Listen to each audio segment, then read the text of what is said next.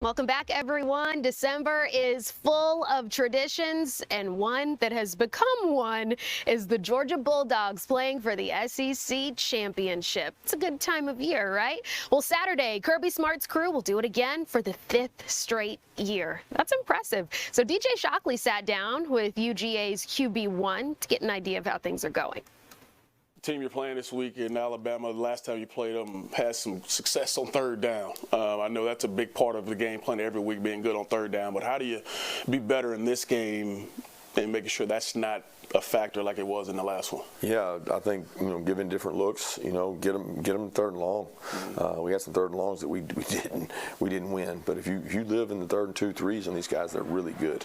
Ty's really good because he can win it with his legs and he can win it with his arm. You get them into third and longs, you affect the quarterback, and hopefully we can win some more. The regular season is done. What are you most proud about when you look at this group and what they've had to overcome, but also the strides they made through the last 12, 13 weeks? The fight back, the backs against the wall in a lot of games, the ability to not point fingers and blame, the mudita, the joy and the success of others, and I've seen a lot of that on tape, and I'm just proud of the growth.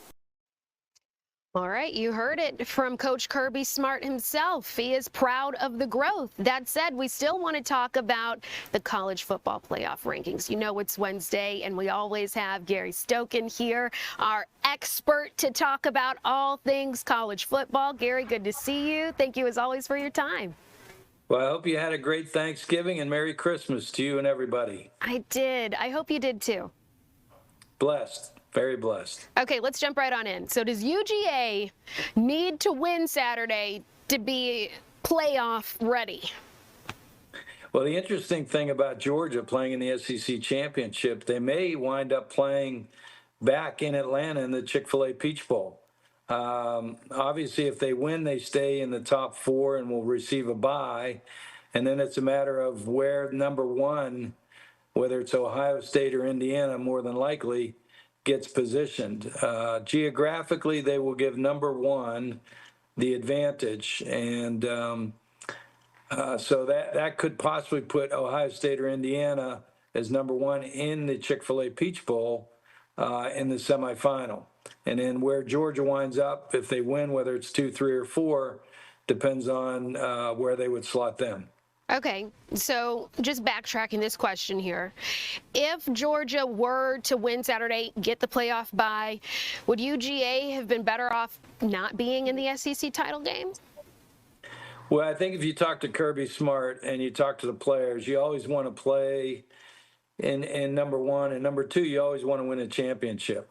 And so I would think they would tell you they'd rather play and win the SEC championship and then move up, obviously, with a win. So, yeah, I think Georgia would prefer to play.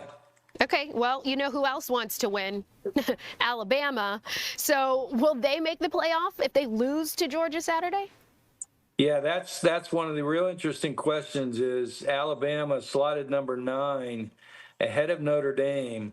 I think if they lose a close game to Georgia, they'll stay in. If they lose by a lot of points to Georgia, then it becomes contentious as to whether Alabama with 3 losses would stay in or Notre Dame at 10-2 would jump ahead of them. If Alabama were to win, obviously they stay in, as does Georgia. And then the SEC gets, I think, 5 teams in. So how do you think the committee factored in that big change to Ole Miss's situation here? Lane Kiffin leaving. How did that play a role? Well, it was good news for Ole Miss that Charlie Weiss, the offensive coordinator, is coming back. So they have their offensive and defensive coordinators there, which they call a lot of the game. I think a coach is different than, a few years ago when Florida State lost their quarterback. That made a big difference, and they were able to see Florida State play a couple games without their starting quarterback. You won't be able to see Ole Miss play without Lane Kiffin because they're done. Their season's done, and so I think Ole Miss is fine. They'll stay in, whether they're number 6 like they are now or move to number 7. They'll get a home game, And I think that's where you want to be, 5 through 8. If you can't get a bye 1 through 4, you want to be in that 5 to 8 slot, so you at least get a home game in the first round. Yeah, and I mean, the obvious, even people who aren't big on sports know what it means to play at home. I mean, you've got the support from fans. It just elevates the playing to that next level. So, Gary, I also want to talk about any surprises on your end from this week's rankings. If not, that's fine, but I'm curious. Yeah, interesting that BYU, with the strength of record being 6th in the country and only losing to Texas Tech, who's ranked number 4, and BYU being 11-1, that's a little surprising that they're ranked 11th this week. But they control their destiny. If they were to go into the Big 12 championship in Dallas and beat Texas Tech, then they move in and probably move Notre Dame out of the playoff. The other interesting thing to me is the ACC. With Virginia playing Duke, Duke not being ranked, if Duke wins the game, you could see 2 Group of 5 champions replace the ACC. Wow. Automatically, one does. It'll either be North Texas or Tulane. The winner of the American will definitely be in. But if James Madison, ranked 25th, were to beat Troy in the Sun Belt Conference Championship game and be 12-1, and Duke beats Virginia, you could see James Madison get in as well and have 2 Group of 5 champions and not have an ACC champion.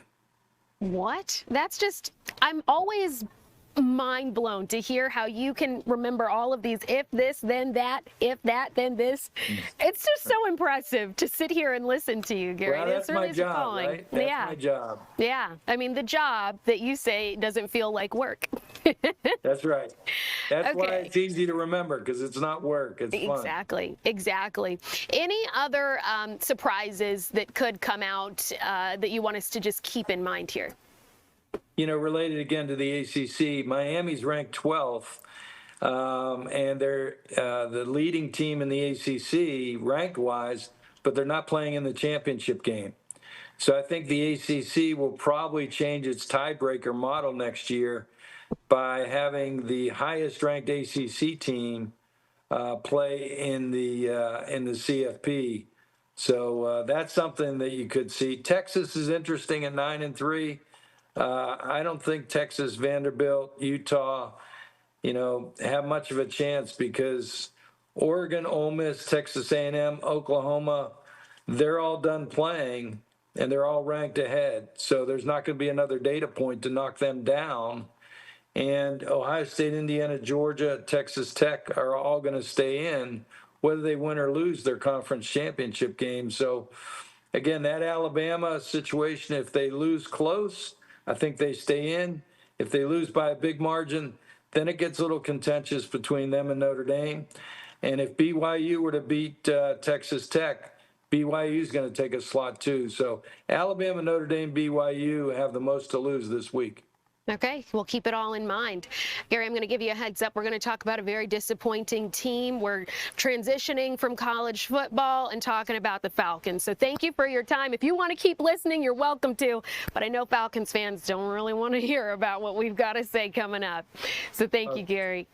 Thanks so much for having us, and Merry Christmas. Yes, Merry Christmas and Happy Holidays. Thank you, Gary.